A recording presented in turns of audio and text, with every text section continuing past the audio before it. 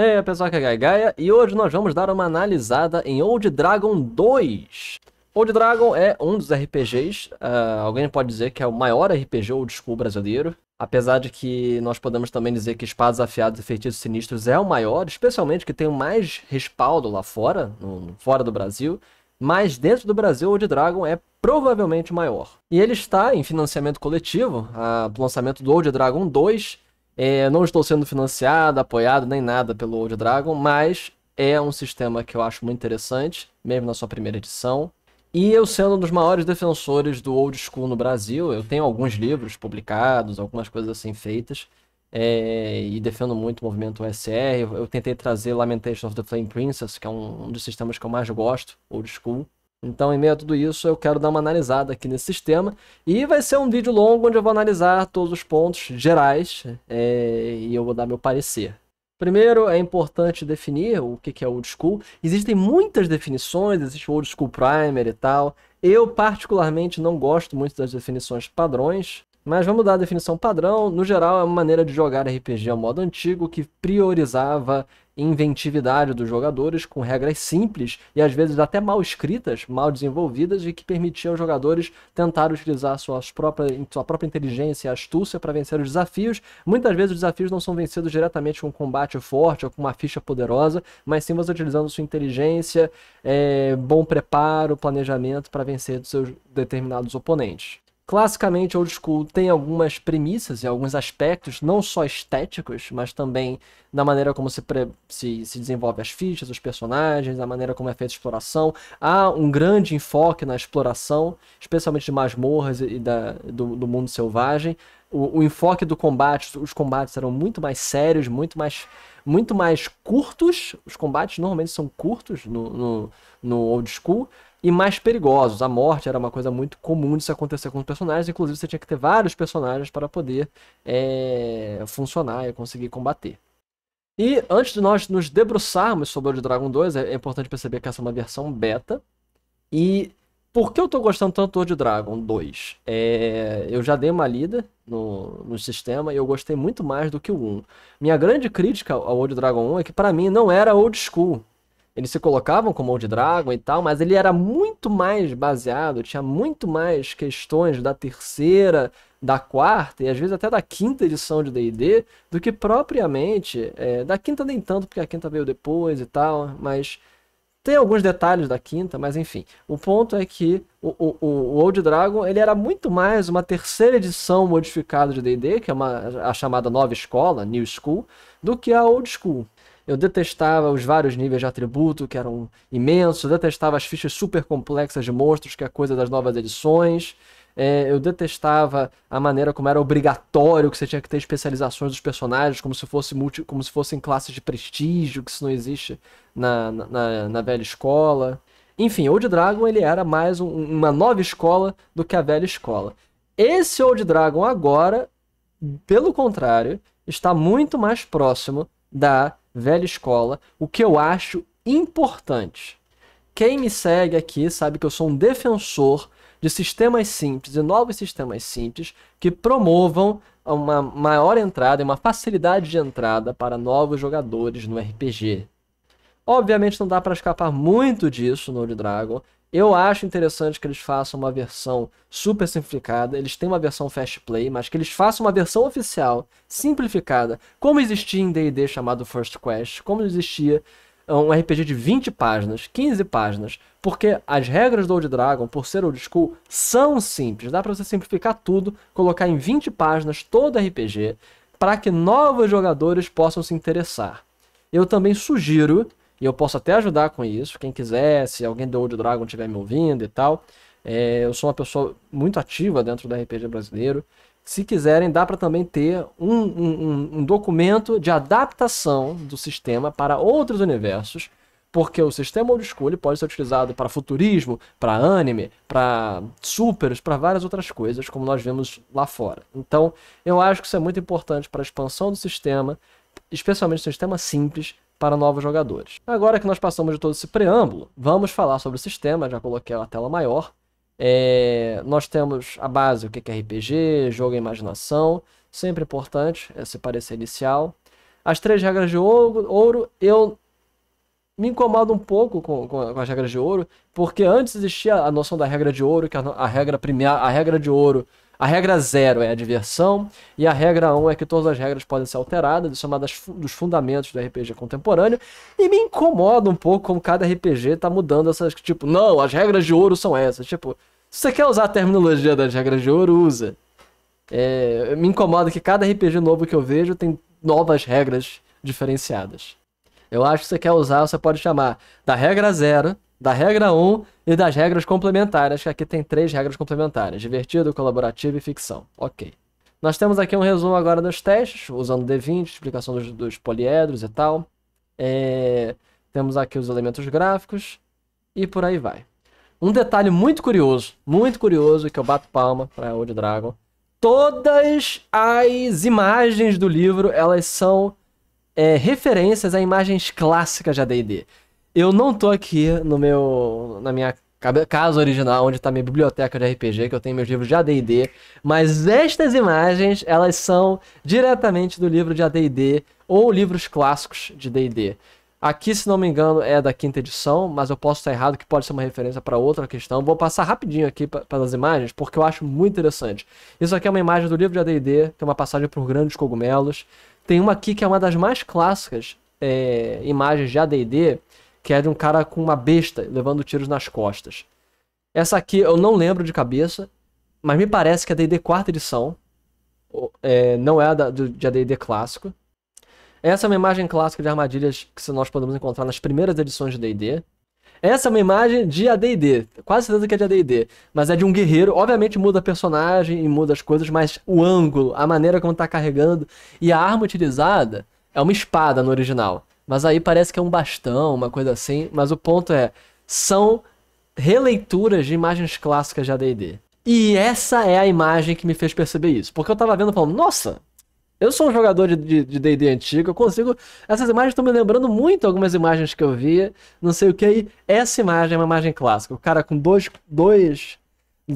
bolts nas costas, isso aí, só que na imagem original você tem um cara, o foco está no cara do cavalo, o cara com a arma está mais pra frente, tipo, é como se você reparasse só aqui fosse a imagem original. Mas isso é uma inspiração direta de D&D clássico. E só para terminar, observando a ficha, nós vemos inspirações diretas de D&D primeira edição. O tipo de caixa alinhamento é muito clássico, do moldável, os módulos antigos, mas com aspirações da 3ª edição. Muito interessante, muito bem feito. Agora, vamos ver o sistema retornar lá para o começo do livro. Então, nós temos as regras de ouro, nós temos essas coisas, as bases, e aí vamos para os atributos. Atributos clássicos, D&D-ísticos, força, destreza, constituição, inteligência, sabedoria e carisma. Nessa ordem, isso é muito importante, porque tem muito RPG que tenta mudar a ordem, tenta dizer, vamos botar uma ordem alfabética, vamos botar... Não. Essa é a ordem que estava no original, que tem 3 atributos físicos e 3 atributos mentais, com uma relação direta entre os atributos. Faz sentido, continue assim, tá ótimo. Aqui nós temos uma descrição do que os atributos significam, dos valores de fraco, mediano, forte e muito forte. Eu acho que o valor fraco, ele está... existe uma diferenciação entre o fraco e muito fraco. Me incomoda que tenha forte e muito forte, mas não tenha fraco e muito fraco. Isso me incomoda um pouco. Tinha que, pra mim, a mesma progressão tinha que ir pra baixo e pra cima, mas tudo bem. Nós temos aqui as rolagens de atributos clássicos. Você pode usar 3d6, você pode usar o clássico 3D fez em 6 vezes, distribuindo em ordem, seguindo em ordem. Essa é a maneira mais clássica, assustadora. Bem aterradora. Tem estilo heróico, estilo aventureiro. Eu acho que eles poderiam colocar a questão também de pontos. Deixa eu ver se eles colocaram a possibilidade de distribuição de pontos. Não. Mas isso aí eu tenho certeza que vai estar no livro de regras extras, a distribuição por pontos. Nós temos a distribuição de atributos relativa a D&D antigo, a D&D novas edições, um pouco parecida com as novas edições, porque eles têm um pouco do valor antigo e um pouco do valor moderno. Como é que é? No valor antigo, nós tínhamos classicamente os extremos que 3 é menos 3, aí você tem os outros 2 é menos 2, aí 3 vão menos 1 e por aí vai. Nós temos... Esse era o valor. Aqui eles colocaram que a cada 2 pontos modifica o atributo, colocando como mediana 9 a 12, que é o clássico em D&D. Eu acho interessante essa distribuição porque ela é mais... ela não é tão mais extremista do que as outras. Eu acho interessante, eu gosto. Eu endosso isso. Segue tanto um pouquinho do padrão antigo quanto do padrão novo e é muito bom. E detalhe, foge dos extremismos bizarros das novas edições, que era a minha crítica a Old Dragon 1, que eles usavam a mesma progressão de atributos de D&D terceira edição, que ia pra 30, 40, 60, 80 pontos de atributo, era uma coisa bizarra. Pelo menos os monstros gigantes tinham 40, 50 de atributo. Isso é horrível. Não... E isso é uma teoria de design de jogo, que tem duas formas que você pode fazer majoritariamente design. Você pode criar um design padrão geral, que todos seguem essa mesma tábula rasa. GURPS faz muito isso, onde você tem... Se os personagens têm atributos, os monstros também têm atributos, para ver verossimilhança e simulação. Eu falei que é horrível, mas é uma possibilidade totalmente aceitável e lógica de se construir um sistema. Só que isso torna um problema, porque torna muito complexo para o mestre fazer a ficha de todos os personagens e tal. A outra forma é você não ter uma paridade entre monstros, entre NPCs e PJs. Basicamente, a regra de criação de ficha de personagem é uma regra complexa para os jogadores e não para o mestre. Então, essa é uma forma muito mais simples de se lidar com as questões e eu prefiro atualmente. Especialmente considerando que você tem que fazer sistemas simples para os jogadores poderem compreender essa forma e novos jogadores poderem jogar sem precisar ler trocentas mil páginas. Aí nós temos aqui ajuste de teste fácil é muito fácil. Eles não seguiram para a vantagem e desvantagem de D&D quinta. O que é interessante. Eu acho que essa é uma situação melhor. Por quê? O fácil mais 2, muito fácil mais 5, ou difícil menos 2 e muito difícil menos 5. Por quê? Porque isso aí permite maior granularidade. Porque eventualmente você pode permitir que alguém dê menos 3, menos 4, mais 3, mais 4. Então, permite uma maior mobilidade do que simplesmente usar desvantagem crua e bruta. Eu acho interessante, e detalhe que isso aqui é uma regra de mutantes e malfeitores, outro sistema que eu uso muito aqui no canal. Essa regra aqui é importantíssima, eu gosto muito, e para mim torna muito mais perto do D&D antigo, atributos não evoluem. Então, a evolução de atributos, a não ser quando obtida por meio de magia, de preferência não permanente, é totalmente desencorajada. Porque as pessoas normalmente não mudam, você não muda os atributos, não, você pode treinar o corpo, você pode treinar força, constituição, podem até dizer, mas... Tem que haver uma razão muito, muito, muito mais específica, entendeu? E aí, ser de forma mais gradativa, mais interessante. Por isso que os atributos fixos são uma coisa mais, eu acho, mais simples de compreender. Aqui nós estamos falando das raças, o aprendizado humano de dar mais 10% de XP, eu não sei o que pensar, a longo prazo é muito forte, a curto prazo... torna a raça meio fraca, mas eu acho que isso aí faz sentido para os humanos. Um detalhe que eu amei, é que eles colocaram perguntas para se responder ao criar um humano. Em outras palavras, o Old Dragon 2, ele pega noções do D&D antigo, mas ele adiciona as questões narrativas e interpretativas dos RPGs modernos, que são muito importantes para que haja uma melhor adaptação e ambientação por parte dos jogadores. Cada raça tem suas perguntas e depois tem um outro capítulo que lida diretamente com o desenvolvimento de personalidade do personagem. Eu acho isso muito bom e é muito necessário. Aí nós temos os elfos, as perguntas dos elfos, o anão e as perguntas dos anões, armas grandes, vigoroso.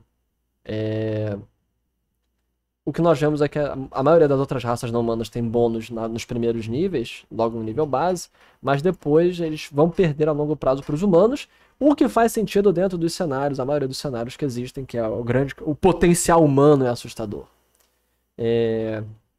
Então, nós temos aqui as 4 raças. Eu gostei que são as 4 raças clássicas. Eu tenho certeza que nas regras opcionais e extras vão ter outras raças, em especial as raças clássicas que todo mundo gosta, como os Drausos, os Elfos Negros, pode ter Duergar, pode ser Svisserblin, pode ter... Eu acho que vai ir para as coisas clássicas como os Draconatos, que todo mundo adora, os Tiflin, que todo mundo adora, os Aasimar, que todo mundo adora, basicamente os meio-demônios, os meio-anjos, os meio-dragões. Essa coisa toda vai ter, eu tenho certeza, nas regras extras. Mas para as básicas, para as fundamentais, eu acho importante que sejam as raças clássicas que fundamentam. Outra coisa também é que eu gosto de que usam o termo raça. Eu acho que eu sou extremamente a favor das... Tô vendo aqui. Das políticas de... Pera, que eu tô lendo e tô me perdendo na hora da fala. Eu sou extremamente a favor das novas políticas culturais. Eu acho que é importante. Eu acho que as conversações sobre racismo e RPG foram muito interessantes e muito necessárias, mas nós não podemos extrapolar para um nível que chega a gente começar a destruir a fantasia. E eles são raças diferentes. Anão não é um anão, o halfling, o elfo, eles são raças diferentes. E não discutir sobre raça começa a ir para outro extremo que não perceber que são de fato raças diferentes e que essas raças têm características únicas diferentes dos seres humanos. O anão enxerga no escuro. O halfling é minúsculo e tem poderes ligados à sorte, não sei o quê. Então, tipo, é muito importante perceber que existem raças não humanas, demi-humanas, semi-humanas, etc. E que essas raças têm características que não são humanas. O anão tem uma resiliência muito superior ao ser humano. O elfo tem poderes ligados com o sangue da magia das fadas. Os halflings, eles têm capacidades ligadas com a sorte. E por aí vai. Então isso é muito importante, porque começa a entrar numa discussão que tipo, não, mas eu não quero que meu anão seja assim. Você pode inventar uma outra raça, uma variante da raça anã que não tem a visão no escuro, mas você querer forçar que os anões não sejam assim, começa a ir pro reino do absurdo. Então eu acho que isso é muito importante que a gente compreenda as raças diferentes pelas suas capacidades. E obviamente ter as outras questões é interessante, como os legados e tal, então você pode ter variâncias, mas ignorar que existem raças diferentes no mundo da fantasia da humana e querer que tudo seja como se fosse nós humanos, que nós não somos diferentes uns dos outros, a não ser do ponto de vista estético, mas não do ponto de vista estrutural, é bizarro, porque as outras raças são diferentes estruturalmente da gente. Vamos agora para as classes. E aqui, primeiro, então até então, tem a mudança dos atributos que eu acho fantástico, maravilhosa. Uma coisa interessante que reparem que ele não botou bônus de atributos. Eu não sei se gosto ainda disso, porque classicamente as raças têm bônus de atributos diferenciados, mas eu tenho certeza que é o tipo de coisa que em regras extras isso é ridículo de facilitar. Então, e além disso, é possível que tenha um humano que seja muito mais forte e resistente com o anão e por aí vai. Mas eu acho que poderia pelo menos colocar. Tradicionalmente, anões têm mais 2 em Constituição e menos 2 em Destreza. Você não é obrigado a fazer isso, mas você pode aplicar se você quiser. Então, até então nós temos que a mudança de atributos que é fantástica. E agora nós temos uma mudança de classe que é absolutamente maravilhosa. Eu não vou entrar em detalhes sobre as características de cada classe e tal, senão esse vídeo vai ser gigantesco. Mas o meu ponto principal é dizer isso aqui, ó. Primeiro, as especializações não são mais você toma uma segunda classe no terceiro nível, que era assim no Old Dragon. No terceiro nível, escolha uma especialização. Não lembro mais se era o terceiro nível. Mas, tipo, em D&D quinta edição é assim, e eles meio que pegaram essa ideia um pouco do D&D quinta. Ou se inspiraram, porque antes do D&D quinta tinha o D&D Next, que eles se basearam um pouco e tal. Então, eu não gosto disso. Eu acho que isso aí é loucura. Isso aí não tem nada a ver com D&D antigo. E agora, você pode escolher. Você pode escolher que a qualquer momento você pode tomar uma especialização. A qualquer momento. Isso vai aumentar o custo de XP por nível que você vai ter que tomar. Aumenta o custo de XP por nível. Você vai ter que tomar mais XP para mudar de nível. Experiência. E te dá uns poderes extras. E isso é fantástico. Isso é fantástico. Eu acho isso muito legal. Eu acho que isso aí é a base. Eu acho que isso aí é o que torna a coisa interessante. Eu ainda acho que você pode colocar uma regra especial que você pode pegar múltiplas especialidades, pagando XP específico e tal. Vamos supor que você pode pegar nível de bárbaro, você pode pegar a especialização de bárbaro, e aí você pode pegar as coisas antecedentes, só que aí você pode virar paladino. Isso é muito interessante. Eu acho que isso aí é um caminho muito legal, é muito fantástico. Só deixa eu ver um detalhe sobre a especialização, se você pega retroativamente os poderes. Ok, eu tinha lido errado. É só ao longo do primeiro nível que você pode tomar uma especialização. Se você passou do primeiro nível, você não pode mais se especializar. Eu acho que dá pra ter uma regra muito simples aí, uma regra especial, que permite que você possa a qualquer momento tomar uma especialização. Isso foge um pouco do old school, foge um pouco, mas pra mim, como uma regra alternativa, tá de boas.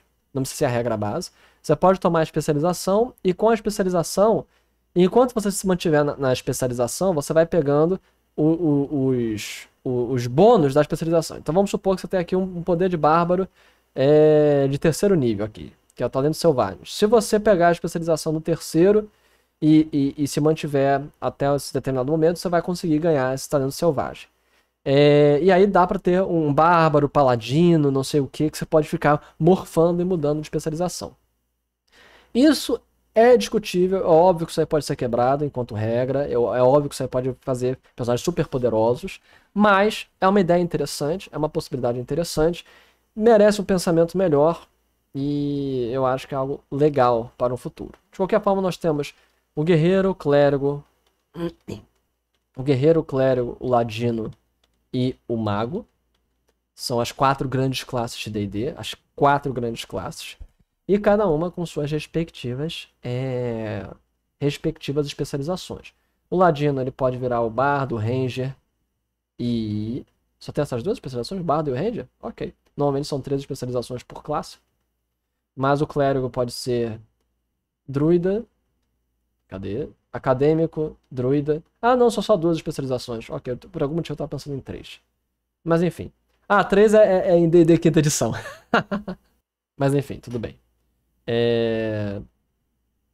Nós temos isso. Base de ataque, jogada de proteção. Eu acho que a jogada de proteção é um pouquinho forçosa. Porque, tipo, é mais ou menos a mesma coisa pra todos. Então não precisava ser tão colocado assim nas tabelas, podia ter uma tabela universal para todas, mas eu acho que é para facilitar eles fizeram assim. E varia um pouco de cada uma para outra, você vê que o clérigo ele vai para 11 de jogada de proteção, aliás, o ladrão vai para 11 de jogada de proteção e o mago vai para 10. Então, ok, compreensível. Um pequeno erro aqui é que o mago tá apenas com magias divinas e a tabela tá toda errada do mago. Então isso aí é um erro que eles devem depois corrigir na versão final do livro. Vamos para o próximo capítulo, o 4, que é sobre personagem, e fala sobre as questões de personagem, pontos de vida, jogadas de proteção, movimento, idiomas. Jogada de proteção para você resistir a resistência a efeitos dos quais não envolvam ataques físicos e possam ser evitados e que possam ser evitados por armadura, não sei o que. Essencialmente você rola para tentar resistir a efeitos de veneno, magia, efeito mental, não sei o que. Você tem aqui efeitos de agilidade, de resistência física, de resistência mental. Eu particularmente gosto de colocar carisma como resistência a medo e outros efeitos, até mesmo insanidade e ataques que afetam as emoções. Eu prefiro carisma, para não botar tanto peso na sabedoria, mas isso é uma regra da casa, não tem nenhuma relação aqui com a questão das regras oficiais. Temos a jogada de proteção, temos o movimento, idiomas. E o alinhamento. Alinhamento, o clássico dos clássicos é esse: ordem, caos e neutralidade. Porque o D&D original só tinha esses 3. Mas pra mim, alinhamento se tornou uma coisa tão fundamental na cultura RPGista que eu acho muito bizarro não ter bem e mal. Eu acho que já é parte da cultura global RPGística o alinhamento em 2 eixos. No eixo mal, bom, e no eixo ordem, caos. Eu acho que os 2 eixos são o fundamento do RPG contemporâneo e tal. Então, eu acho muito estranho não ter essas considerações. Inclusive, nós temos RPGs mais contemporâneos que botam um percentual de ordem e caos, um percentual de bem e mal, ou pelo menos pontos. Tipo, você tem 30 pontos em ordem e 20 pontos em mal. Coisa assim, você é leal e mal, mas dá pra ir ver o nível dessa lealdade e maldade. Esses detalhes finais eu acho muito interessantes, especialmente porque eu adoro tabelas aleatórias. É, eu acho muito interessante. Tipo, você poder rolar, poder ver essas questões. Outra coisa muito importante é que a beleza não está atrelada ao atributo. As pessoas sempre gostam de dizer que carisma está atrelado à beleza, mas não. Carisma é o magnetismo pessoal. Temos aqui a personalidade. Eu gosto também muito disso, que você pode rolar sua personalidade e ver. Que você pode rolar aqui. Ah, eu sou modesto, sou teimoso sobre todo o resto da vida, sou grosso com outras pessoas e sou indeciso sobre eu mesmo. Muito interessante. Claro que aqui você tem joga na tabela especial, que permite algumas coisas diferenciadas. Temos o histórico. E aqui tem uma coisa muito importante, que é gênero e sexualidade, que não interfere nas regras, como deve ser. Coisa que D&D antigo não tinha. D&D antigo tinha penalidade, tinha algumas coisas assim relacionadas a homens e mulheres e tipo... era complicado com relação a gênero, mas não vamos discutir sobre D&D antigo e suas falhas aqui não. Aqui na parte de equipamentos não tem muita coisa que eu possa falar. Detalhes que eu gostei muito. Primeiro, ele botou que 100 moedas é 1 quilo. Perfeito. A maioria dos RPGs esquecem de botar quanto pesa moedas. Isso é horrível, porque como nós estamos em um RPG de coletar tesouros, é importante saber quanto pesa cada tesouro pra gente poder ver quanto que dá pra carregar pra fora da masmorra. Especialmente quando é um RPG onde pra cada moeda que você carrega, que você leva pra fora, você ganha um ponto de experiência. Então, isso é muito importante. Armas e armaduras. Eu adorei a explicação mais contemporânea de armas e armaduras. Caso você use uma arma que você não é treinado, a sua classe não é treinada, você tem um teste difícil de ataque, você tem -2 na rolagem de ataque. Pra mim poderia até ser -5, a depender. Porque não tem razão para um mago não utilizar uma armona gigante. Mas tudo bem. E a armadura você recebe metade da armadura. Você recebe metade do bônus. O problema é que com isso eu posso estar errado, mas não está dizendo que o mago não pode lançar magia usando armadura. Então nada impede do mago usar armadura completa e escudo, receber mais 4 de bônus, ter uma carga pesada carregando esse objeto, mas, enfim, isso aí não vai interferir com ele. Tem aqui a regra de carga, deixa eu ver se na regra de carga diz se você tiver com muita carga você não pode lançar magia. Um segundo. Pronto, nós temos aqui a regra de carga, que é a carga máxima do atributo entre força e constituição. Você soma tudo, cada quilo de equipamento conta como uma carga, não sei o que. Mas, basicamente, você está com sobrecarga, a carga acima do máximo e tal, vai causar condições assim de exaustão, vai precisar descansar e tal, mas ele, pelo que eu estou vendo, pode continuar a lançar magia. Isso é complexo para magos, porque eles vão ser poderosos. Eu não sei, eu acho muito interessante. É uma regra que eu já fazia em mesa, nas minhas mesas old schools. É literalmente a mesma coisa com metade da armadura. Eu tomava mais cuidado com as armas, porque quando você já tem penalidade para usar uma arma, o que impede um mago de utilizar uma espada curta ou um montante? Não faz razão para ele. Ele pode usar logo a arma mais forte, que dá a mesma penalidade para tudo. Então, é isso. Para mim, funcionou nas minhas mesas. Eu acho essa uma regra fantástica. E parabéns. Parabéns. Eu acho aqui que aí tem as regras de masmorra, tem a regra de procurar, esconder. Eu acho que tem que ter um pouco mais de descrição das regras de exploração, entendeu? Especialmente fora de masmorra. Tudo bem que essa aqui é a regra básica, deve ter nas regras extras as regras de exploração. Para viagem e tal. O Hexcrawl, não tem nada para Hexcrawl aqui. Eu tenho quase certeza que vai para as regras extras, então não tem problema. Então, de qualquer forma, é interessante. Eu acho que está tudo bem colocado. Tudo bem colocado. A regra de exploração está muito interessante. E a regra de exploração em masmorra é 10 minutos, enquanto que a de Hexcrawl é dias. É medida em dias. É que existem 3 níveis principais. Você tem a jornada, que é quando você passa dias e vai indo de dia a dia, ou de dias em dias, num grande ambiente. Você tem a regra de rastreio, ou a regra de que aqui não tem em português, né? Em inglês eles têm tem a Delving, que é para masmorra, você tem Exploration, que é para grande local, e você tem a Journey, que é a jornada. A regra para você explorar uma grande área, que você também pode marcar em horas ou em dias, não tem aí. Que é quando porque, por exemplo, você pode passar a exploração, a jornada é quando você vai de um quadrado de viagem para outro. Você tem a exploração interna, que é quando você fica dentro de um X e fica explorando o local. E você tem a exploração de masmorra, que em termos, às vezes, utiliza a diferença entre investigação, exploração e jornada. De qualquer forma, isso é muito interessante e é importante ter essas regras. Tem aqui o cartão de controle de sessão, a cada 10 minutos acontece uma rodada, uma rodada de exploração. Alguns RPGs trabalharam melhor essas descrições. Eu acho importante que o Old Dragon 2 talvez se baseie nesses outros RPGs, até o OSR, que trabalhem melhor esse tipo de temporalidade. Aqui é a contratação de lacaios. E aqui nós já vemos que os personagens que não são jogadores, eles usam fichas simples, o que pra mim é perfeito, que sempre tinha que ser, e facilita muito mais o jogo. Temos as regras de combate, que seguem a surpresa clássica, usando D6. Deixa eu ver a iniciativa. Teste de iniciativa é uma iniciativa clássica. Aliás, é uma iniciativa moderna, que usa D20 mais teste de destreza, que eu não gosto. A iniciativa clássica em D&D, você rola um D6, um para o lado dos jogadores, outro para o lado dos monstros. Quem tirar o D6 mais alto começa. Eu particularmente prefiro o D6 fragmentado, cada jogador rola um D6 e o mestre joga um D6 para os monstros. Eu acho que esse é o melhor meio. Sinceramente, a iniciativa assim é muito complicada e cada monstro complica muito a questão.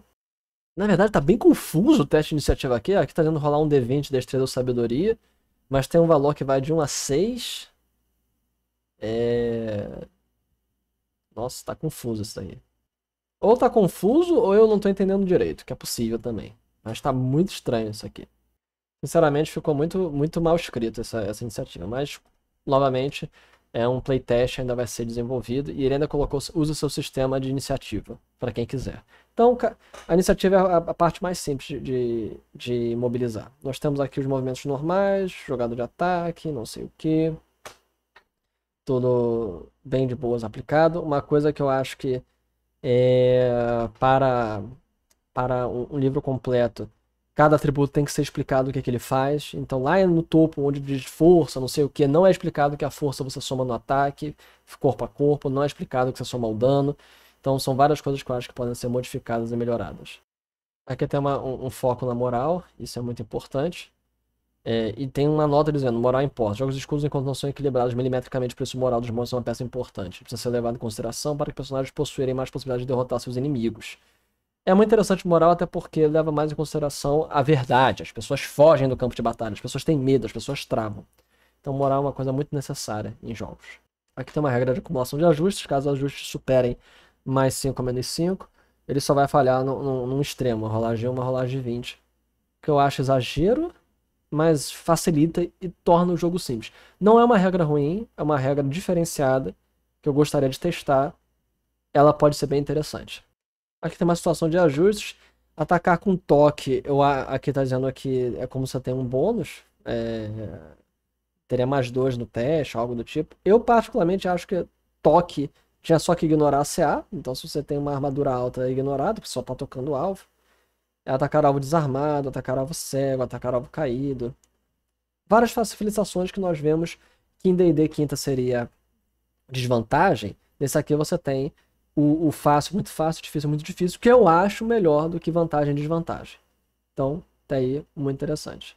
E aqui temos uma tabela geral com todas essas questões. Num crítico, o dano da arma deve ser dobrado, mas não multiplica o bônus de força. Aqui na regra de morte, quem chegar a 0 tá morrendo. Pode fazer testes de proteção para ver se não morre, morrendo basicamente quando falhar no teste. Em resumo, aqui nós temos a memorização de magias, e temos várias listas de magias praticamente até o final, até que nós chegamos às regras específicas de tesouros, basicamente mestrando e tesouros.